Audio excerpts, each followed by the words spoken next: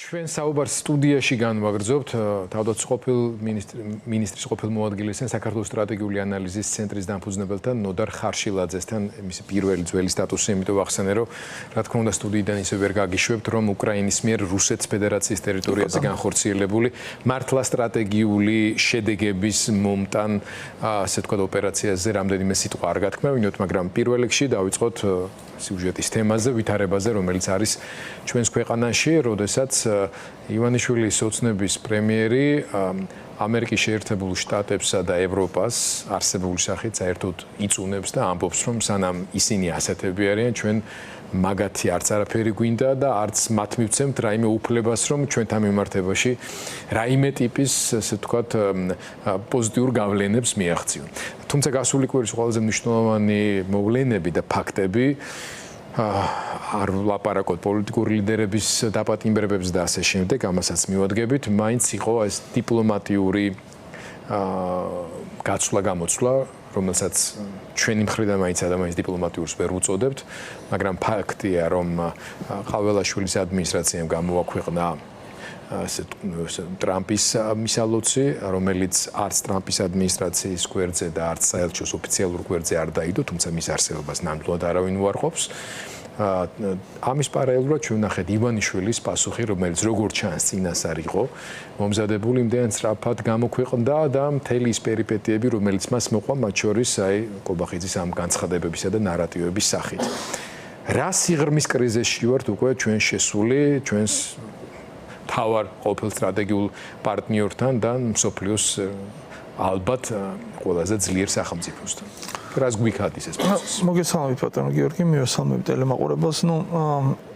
ჩვენი ასე ვთქვათ დღევანდელი მდგომარეობის ანალიზი არის ძალიან რთული. რატო ხარ რთული, რომ ანალიტიკა ექვემდებარება რაციონალური, ანუ მიზეზ-შედეგობრივი მოვლენები. რაღაცას მიზეზი აქვს და რაღაც შედეგი ადამიანები თქო თქვა. დღევანდელი ქართული ოცნება იმდენად უკვე სიგიჟეშია გადასული და ამ სიტყვას ახლა მე ადვილად არ ხმარობ, მაგრამ ყველანაირად, რომ არანაირი მიზეზ-შედეგობრივი იმის გაზომით არ არის. დიქტატურასაც რომ ამყარებდეს და აშკარაში ამყარებს, არ არის საჭირო გერმანიის ელჩის ზეხულიგნური თავდასხმა არ ჭირდება, ბელორუსი არაკეთებს. მეცად გეტყვით ცივი ომის დროს საბჭოთა კავშირს და ამერიკას ერთმანეთზე ატომური იარაღი ჰქონდათ, ხო დამიზნებული იყო და ყოველწამს ელოდნენ, რომ რაღაც მოხდებოდა. საბჭოთა კავშირი არაკეთებდა ასეთ რაღაცებს. სუპერ სახელმწიფო იყო, ომის სტატუსში იყო შესული ცივი ომი, ცივს სიტყვა ომი მოყვებოდა, ხო ომის სტატუსში იყო. არაკეთებდა. ესენი რაც აკეთებენ, საკმაოდ მცირე და საკმაოდ ღარიბი ქვეყნის ასე ვთქვათ მასშტაბით, ხო, ამას სიგიჟის გარდა სხვა სხვებს ვერ უწოდებთ, იმიტომ რომ ბევრი რამე უკვე აღარ ექვემდებარება ახსნას. რა თქვა, ჩვენ თუ შეგვიძლია ახსნათ, რომ რაღაც რატო არ უნდათ ამათ ევროკავშირის წევრობა, ხო? გასაგებია, რომ არ უნდათ იქ დემოკრატიული რეფორმების გამო. მაგრამ ეხა არაბ და ყაზახ ინვესტორს რო არ შემოუშვებ ქვეყანაში და მე მათ საელჩოები რომ ამაშვებ, ან კიდე იმას რა ქვია, უცხოურ დიპლომატიურ საელჩოებს რო ავიწროვებ, ეს უკვე არავინ არ აქვს, ჩრდილო კორეა არაკეთებს ამას, ხო? ვინც ყავს რუსეთი დღეს, რომელიც კონფლიქტშია დასავლეთთან, ხო, ის ქვეყნები, ვინც ეხლა საელჩოები აქვთ დღეს ბერხუას, მაგრამ ამერიკის შეერთებული შტატების საელჩო არსებობს დღემდე მოსკოვში, შემცირებული პერსონალით არსებობს, ხო? ამერიკის შეერთებული შტატები აწვდის იარაღს უკრაინას, რომელთაც ხოცავენ უკრაინელები რუსებს. აი ეს რუსეთი, აი ამ ამერიკას ეს რამებს არ უკეთებს. ხო და ესენი როგორ აკეთებენ და რატო აკეთებენ? ეხა ამ კაცის ეხა ის მოვისმინეთ, ძალიან მძიმე სურათია. ყველაზე ცუდი ის არის, რომ ამათი რეპუტაცია ხო აღარ არსებობს, გასაგებია, რომ ქართული ოცნება შერაცხოდია. გვინდა არ გვინდა, დე ფაქტო ესენი არიან ხელისუფლებაში. დე იურე ცივილიზებული სამყარო არ აღიარებს ამას, მაგრამ დე ფაქტო ხო არის. შესაბამისად, ქვეყნის რეპუტაცია ზიანდება ამით. რა ზიანდება ჩვენი ქვეყნის იმიჯი და საკმაოდ ბევრი დრო დაგჭირდება მე ამის აღსადგენად. ყველაზე დიდი პრობლემა არის ის, რომ ახლოვდება ძალიან სწრაფად შემდეგი ნაბიჯი, რომელმაც მძიმედ უნდა დაარტყას ქართულ მოქალაქეებს და ამას თვითონაც საუბრობენ, ხო, შორის უკვე ღიათ. ეს არის ვიზა ლიბერალიზაციის თემა, რომ აი სუვერენიტეტის ბოლო თურმე წერტილი იქნება თუ ჩვენი მოქალაქეები გამოყარეს ევროპიდან, ეგ გაუხარდება ქართულ ოცნებას და იტყვის, რომ აი ახლა ვართ ყველაზე სუვერენები. ანუ 21 საუკუნის გლობალური ეკონომიკის და გლობალური, ასე ვთქვათ, პოლიტიკის პირობებში ქართული ოცნება ირჩევს იზოლაციონიზმს, რომელიც ჩვენ რეგიონში ჩვენს პირობებში პირდაპირ ნიშნავს რუსეთზე ჩაბარებას, იმიტომ რომ შენ თუ დასავლეთი არ გიდგას გვერდით, აი რა გააჩერებს რუსეთს, ახლა უკრაინის იზიაცია ომება, ხო? რა გააჩერებს რუსეთს, რომ შენს ხურდაში არ მიგაყოლოს მე ნებისმიერ ასე ვთქვათ მიზაღებ შემთხვევაში. მაგრამ არ ვიცი ხა ამას ფიქრობს ქართული ოცნება, მოსკოვიდან იმართება, თუ ის აქვს რა ქვია, შიშები აქვს რაღაცა, ვერ გეტყვით, მაგრამ ფაქტია. რომ დღევანდელი პოლიტიკური ვითარება ალბათ ზვიად გამსახურდიას რეჟიმის შემდეგ ცხონებული ხელისუფლების ბოლოს არ იყო რეჟიმი, ხო ზვიად არ ეკუთვნის ეგ სიტყვები ნამდვილად, ზვიად გამსახურდიის ხელისუფლების შემდეგ რომელსაც ზვიადი საერთოდ არ უნდა და ძალიან ცდილობდა გაერღვია პირიქით ის კაც ბევრს მუშაობდა ესეთ იზოლაციაში თან მაგრამ ამჯერზე მაშინ თუ ეს იყო გამოუვალი მდგომარეობა ბევრი ისტორიული მიზეზების გამო დღეს ეს არის ნებაყოფლობითი მდგომარეობა როდესაც ის ისტორიული არჩევანი რომელსაც ჩვენმა ერმა გააკეთა ჯერ კიდე დავით აღმაშენებელის პერიოდში დღეს ამაზე ვამბობთ ვართ და ვიგონებთ რაღაც ღაპრებს რა deep state-ი ანუ ეს ხო სასაცილო აღარ არის ხო დიდი ხო თუმე ყველგან სადაც ადამიანი ცხოვრობს კარგად ყველგან სადაც არის ადამიანის უფლებები დემოკრატია ნორმალური ცხოვრება კარგი შემოსავალი კარგი ჯან ყველგან deep state-ი ყოფილა და რუსეთში საქართველოში და იმაში რა ქვია ვენესუელაში სადაც ხალხი შიმშილობს ხო იქ რა თქმა უნდა სუვერენიტეტი ნუ და მოდი კი არ შეგეკამათები ერთ რამეს დავაზუსტე მე მგონი ბევრი საუბარი მათ შორის ჩვენი მხრიდან იმის თაობაზე რომ სადაც deep state-ი მართავს სიტუაციას იქნება ეს ევროპის კონტინენტი თუ ამერიკის შეერთებული შტატები, იქით კანადა თუ ავსტრალია თუ ახალი ზელანდია, ხო, ყველა ხო აი ამ deep state-ის ნამართავი ტერიტორიები არის. ხალხი რო კარგად ცხოვრობს და ევროპა რო კარგია, მე მგონი ამის დამატებითი ახსნა განმარტებები თავად ქართული ოცნების ხმის მიმცემ ადამიანებსაც არ ჭირდებათ. ოკეი. ნუ არის რა თქმა უნდა რაღაცა მცირე ჯგუფი, რომელსაც მიაჩნია რომ ევროპა და დასავლეთი არის გარყვნილების ბუდე და ნუ რუსეთი არის ასე თქვა ამხრივ მისი ალტერნატივა, ხო? ნუ ეგ არა მარტო ინტელექტუალურ, არამედ მათ მორალურ ასე თქვა ორიენტირებზე სერიოზული კითხვის ნიშნები შეიძლება გაუჩნდეს ადამიანს. ანუ უმრავლესობას ქართული ოცნების საბაზისო მხარდამჭერებისას ეს კითხვა არ აქვს. მან იცის რომ ევროპა ჯობია. და მას უნდა რომ საქართველო იყოს აი ამ ტიპის ამ სამყაროს ნაწილი იყოს. უბრალოდ მას მაინც არ ჯერა ანჯერა რომ ქართული ოცნება რომ შეიცვალოს ჩვენ ძალიან სწრაფად მიუბრუნდებით იქაურობას და ახლაც არა ვართ იქიდან დაშორებული. აი ახლა ახსენე ვიზა ლიბერალიზაციის მოსალოდნელი შეწყვეტა ასე შემდეგ და ასე შემდეგ.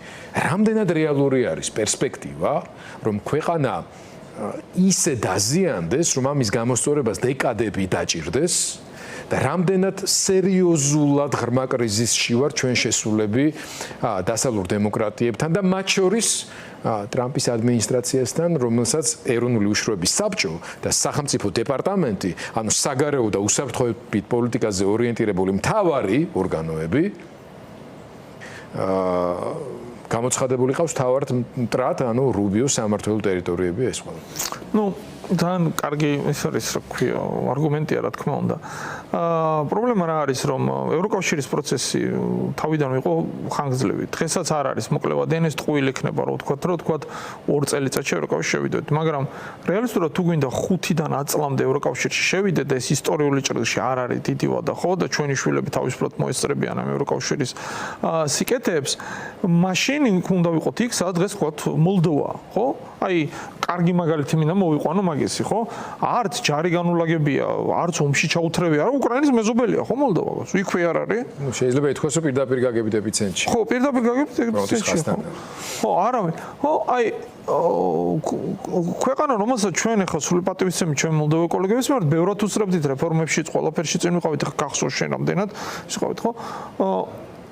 ესენი რასაც აკეთებენ აი ყველაზე ცუდი ამაში რა არის გიორგი რომ ეს ფანჯრები იხსნება და იხურება. იყო 2001 წლის ფანჯარა, რომელმაც 2001 წლის კრიზისი, რომელმაც გახსნა 2002-2004 წლის ფანჯრები და შევიდა ბალტიისპირეთი, აღმოსავლეთ ევროპა ისინი, ხო? ეხლა არის 20 გავიდა ამის მერე 20 წელიწადში ერთხელ ის რო არის, ხო? მაგრამ საბჭო კავშირის დაშლა იყო, ხო? გავიდა ეხლა 20 წელი ბატონ ჩემო და გაიხსნა ახალი ფანჯარა და ეხლა გვაქვს შანსი რომ ბალკანეთის იმ ნაწილს, რომელიც იყო გარეთ დარჩენილი და უკრაინა, საქართველო, მოლდოვას რო ამოჩ შევიდეთ. თუ ეს ფანჯარა ჩვენ ავიცილეთ და ქართული ოცნება ამას აკეთებს ყველაფერს რომ ავიციოთ ეს პანჯარა.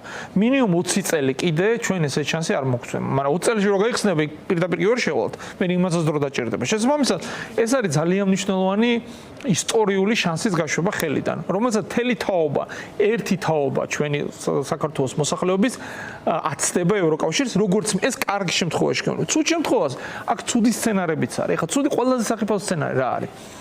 ტრამპი არის კარგი ვაჭარი. არც მალავს ამას რა. ვაჭარი კარგი და ცუდი გაგებია ამ სიტყვას. ხო, ნუ საქმოსანი, ხო. წიგნი დაწერა ძალიან პოპულარული, ხო, ისე რა ქვია, შეთანხმების ხელოვნება, გარიგების ოსტატი, art of deal, ხო, ხელოვნება. რაღაც ეტაპზე რუსეთ-უკრაინის კონფლიქტი გაჩერდება. ყველაზე მაღალი სცენარი რაც არის, ყველაზე კარგი ალბათობის და მაღალი ალბათობის სცენარი შეიძლება იყოს კორეის სცენარი, როდესაც არ იქნება სამშვიდობო ხელშეკრულება, მაგრამ იქნება ცეცხლის შეწყვეტა, რომელიც მე შეიძლება გაიგზავნოს. კორეაში 50 წელი გავიდა უკვე ცეცხლი, მეტი 60. შესაბამისად, ხაზი სადღაც გაივლის. ამ ხელშეკრულებას მოყვება დანარჩენი რეგიონის დალაგებაც. აუცილებლად მოყვება. აქ იქნება ბელორუსის საკითხი, აქ იქნება მოლდოვის საკითხი, აქ იქნება საქართველოს საკითხი. ნებისმიერი თავის, ასე ვთქვათ, პლანგზე მოსახვედრად რო აქეთ მოხვდეთ, ხო? რაღაცა რუსეთმა უნდა წაიღოს, რაღაცა ამათმა უნდა წაიღოს, რაღაცა. ხა ჩვენ თუ შემოხვედეთ და თუ ჩვენ თვითონ არ ვიწვით სურვილი და არანაირი სურვილი გვაქვს ამ მხარეზე იყოს, არავინ არ დახარჯავს შენში პოლიტიკურ კრედიტს თუ დაინახეს რომ შენი დბარდები რუსეთს კი ბატონო პირიქით რუსეთს ჩაუთვლიან და რაღაც სხვას გამორჩენ შეიძლება სომხეთი გამორთონ ეხა ნაკლებად საუბრობთ ამაში ესეთ გადაწილება ტრამპის პირობებში ტრამპ სხვა პრეზიდენტი რო იყოს ამას არ ვიტყოდი მაგრამ ტრამპი რო ძალიან რეალური რო უთხრას რომ ჩერჩილმა რო გააკეთა ხო იალტის კონფერენციაზე იმაზე რა ქვია ხელსახოთზე რო დაწერა ხო ეს ცნობილი ის რო აი დაახლოებით ეგეთი რამაც ესეთი ფორმით არა თქმა უნდა შეიძლება მოხდეს არ არის ეს გამორიცხული ჩვენ მაშინ დავბრუნდებით ჩვეულებრივად რუსეთს გავლენის სფეროში და მოხდება ის რაც მე ხა ბევრჯერ არ შეხვედრა ბატონო ბიძინას ერთ შეხვედრა ქონდა ექსპერტების 2000 მაშინ პრემიერ-მინისტრი იყო სხვა შორის და ძალიან გვაგოყურო როცა თქვა რომ მეო ძალიან მომწონსო სომხეთის პოლიტიკა მაშინდელი სომხეთისთან სერჟ სარკიზიანის რომელიც ყოველას რო აი და ჩვენ ვერ გავიგეთ რა თქვა იმიტომ აზერბაიჯანთან ომშია თურქეთთან რუსეთს გარდა ყველა სრული იზოლაცია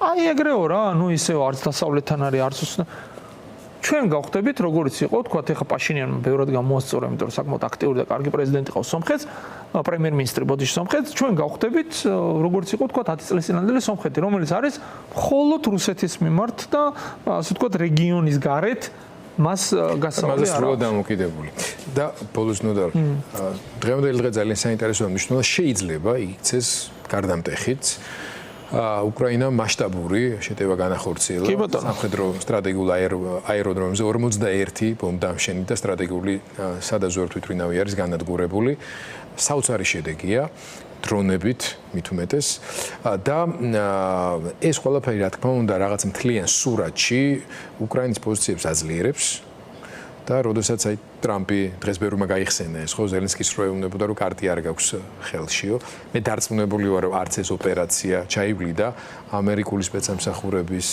მონაწილეობის გარეშე თუმცა საჯაროდ რამდენად გამოვა ეს ინფორმაცია ახლა ეჩვენებარება მაგრამ ყველაფერი მიდის იქითკენ რომ რაღაც რომ ზეწოლა და წნეხი თავად რუსეთზე გაიზრდება არა მარტო შეერთებული შტატების მხრიდან არამედ ჩინეთის მხრიდანაც და რაღაც მომენტში გადაწყვეტილებები ექნება მისაღები პუტინს ის რაც დღეს მოხდა რამდენად მნიშვნელოვანი და მასშტაბური მოვლენა როგორც სამხედრო სტრატეგიული ბალანსის ასევე პოლიტიკური მოლაპარაკებების თვალსაზრისით ну პირველ რიგში უკრაინამ რა არის ძალიან ეს ფსიქოლოგიური ან ამას აქვს პრაქტიკული ფაქტორი პოლიტიკური და ნუ პოლიტიკური ფაქტორის ნაწილი არის ფსიქოლოგიური ძალიან ანუ 2023 წლის უკრაინის კონჩეტევა გვახსოვს ხო რომელიც არ აღმოჩნდა ისე წარმატებული როგორც ბევრ ქვეყანას და თვითონ უკრაინელებს ჰქონდა მის იმედი მაშინ საერთოდ იმედი იყო რომ ყირიმამდე გავიდოდნენ უკრაინელები ვერ მოხდა რაღაც მიწები რა თქმა უნდა დაიბრუნეს იგივე ხერსონის რეგიონის ნაწილი დაიბრუნეს მაგრამ ფსიქოლოგიურად მნიშვნელოვანი ნაბიჯი იყო ხა დღესაც როდესაც აი ესე ტრამპის პირობებში როცა